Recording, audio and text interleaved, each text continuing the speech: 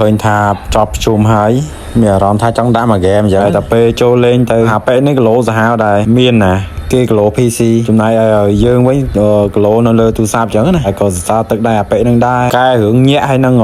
កិច្ចលឿនអញ្ចឹងតែគីឡូប៉ុណ្ណឹងគ្មានអីជាបញ្ហាទេម៉ាប់ចាប់វិញគឺស៊ីផុយហ្មងហើយឃើញថាម៉ាំហ្គេមនេះគឺប៉េហ្នឹងគឺគាត់ខំបាញ់ខំព្យាយាមបាញ់មែនតើហើយលក្ខណៈថាម៉ាប់ចាប់បកាយកិច្ចក្បាលដែរកន្លែងនេះកិច្ចក្បាលអត់ទាន់អាប៉េហ្នឹងដាក់មកគ្រាប់លៀងសួរបណ្ដោយអូខេគីឡូលើ PC មែនតែគឺច្បាស់ក្បាលដែរតើគ្នាហើយមិនជាបញ្ហាទេម៉ាប់ចាដាក់ផាំងយកដូចគ្នាគេចូលលេងមុនបងគេសើចរូបសើចយកគ្នាពេល